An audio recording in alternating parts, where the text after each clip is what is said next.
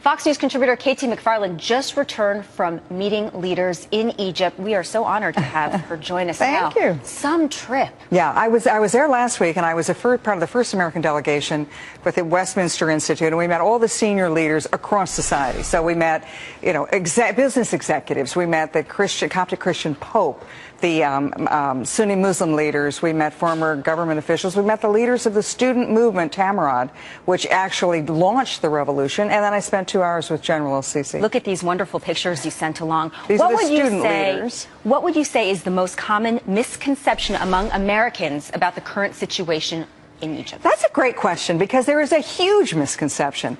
The sort of accepted knowledge is that, this was a military coup to remove an elected leader. Well, yeah, but here was the thing. Mohammed Morsi and the Muslim Brotherhood were elected a year ago, and then they wrote the Constitution, and they wrote a Constitution that deliberately did not allow for impeachment. So what they were planning to do was one man, one vote, one time. A dictatorship. They were setting up an Islamist state. So for the Egyptian people, their only option was to take to the streets, and 33 million of them did. You know what that's the equivalent? That's like 150 million Americans going to protest. So that was encouraging. That was the good news. Now the bad news is the Muslim Brotherhood is al-Qaeda. I have no question. They have no question. And last we spoke a few months before this trip, the economy in Egypt was in tatters. Same. Any better?